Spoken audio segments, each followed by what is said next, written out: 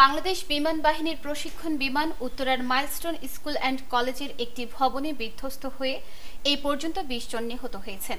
এই ঘটনায় আহত হয়েছেন ১৫০ শতাধিক। আন্তঃবাহিনী জনসংযোগ অধিদপ্তর এর তথ্য অনুযায়ী বিধ্বস্ত হওয়া প্রশিক্ষণ বিমানের পাইলট সহ ২০ জন নিহত হয়েছেন। আহত হয়েছেন ১৭১ জন। আজ বিকেল ৫টার দিকে আইএসপিআর এর বিজ্ঞপ্তিতে নিহত ও আহত ব্যক্তিদের তালিকা দেওয়া হয়। সেই সময় নিহতের সংখ্যা ১৮ বলা হয়েছিল। পরে বিকেল ৫টা ৪০ আইএসপিআর জানায় দুর্ঘটনায় নিহতের সংখ্যা ১৯-এ পৌঁছেছে। প্রশিক্ষণ বিমানের পাইলটও নিহত হয়েছেন। রাত ৮টার আগে আইএসপিআর ২০ জন নিহত এবং ১৭১ জন আহত হওয়ার তথ্য দিয়েছে। বিজ্ঞপ্তিতে জানানো হয়, আজ সোমবার বেলা ১টা ৬ বিমানটি উড্ডয়ন করে, পরে বিধ্বস্ত হয়। আহতদের উদ্ধার করে বিভিন্ন হাসপাতালে নেওয়া হয়েছে জানিয়ে ফায়ার সার্ভিসের উপপরিচালক ব্রিগেডিয়ার জেনারেল মোহাম্মদ জাহেদ কামাল বলেন, আমাদের হিসাব অনুযায়ী এখন পর্যন্ত আমরা ১৯ জনের ডেড বডি উদ্ধার করেছি। তারা বিভিন্ন হাসপাতালে আছে। এখানে সেনাবাহিনী এবং আমাদের ফায়ার সার্ভিস, পুলিশ সহ অন্যান্য সবাই মিলে আমাদের সহযোগিতা করেছে। আমাদের উদ্ধার কাজ চলমান আছে। উদ্ধার কাজ শেষ হলে আমরা টোটাল ক্ষয়ক্ষতির ফিগারটা আপনাদের বলতে পারবো। এদিকে রাজধানীর উত্তরায় মাইলস্টোন কলেজ ক্যাম্পাসে বিমান বাহিনীর একটি প্রশিক্ষণ বিমান বিধ্বস্তের ঘটনায় একদিনের রাষ্ট্রীয় শোক ঘোষণা করা হয়েছে। মর্মান্তিক এই দুর্ঘটনায় নিহত ও আহতদের প্রতি শ্রদ্ধা জানাতে এবং দেশের এই শোকাবহ মুহূর্তে সংহতি প্রকাশে আগামীকাল মঙ্গলবার শোক পালনের সিদ্ধান্ত নিয়েছে অন্তর্বর্তী সরকার। বিমান দুর্ঘটনার কারণ উদ্ঘাটনের জন্য ইতোমধ্যে বিমান বাহিনীর একটি উচ্চ পর্যায়ের তদন্ত কমিটি গঠন করা হয়েছে।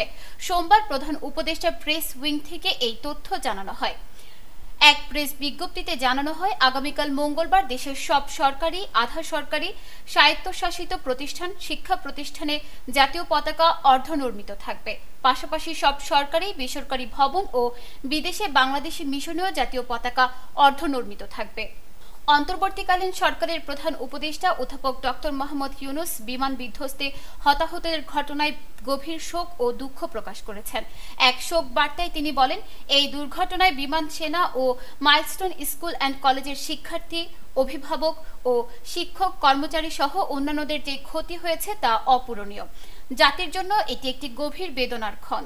তিনি আহতদের দ্রুত আরোগ্য কামনা এবং সংশ্লিষ্ট হাসপাতাল সহ সকল কর্তৃপক্ষকে সর্বোচ্চ গুরুত্ব দিয়ে পরিস্থিতি মোকাবেলার নির্দেশ দেন।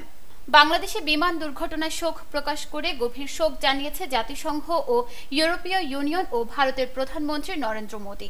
বিবৃতিতে নিহতদের পরিবারের প্রতি আন্তরিক সমবেদনা এবং আহতদের দ্রুত সুস্থতা কামনা করা হয়। ক্রিকেটে ফর্ম সবসময় একরকম যায় না। কখনো একটা বলও কানেক্ট হয় না, আবার কখনো ব্যাট চালালেই ৪ ছক্কা। লাইফটাও ঠিক ক্রিকেটের মতোই, সময় সবসময় একরকম যায় না। কিন্তু সময় যেমনই হোক, বাড়ি করাই সবসময় সেরা বিনিয়োগ। সেই সেরা বিনিয়োগ করুন সেরা সব উপকরণ দিয়ে। তাই কিছু টাকা না বাঁচিয়ে বাড়ি করুন বেস্ট সিমেন্ট 7 রিং সিমেন্ট দিয়ে। 7 রিং সিমেন্ট, ভিত্তি আগামীর।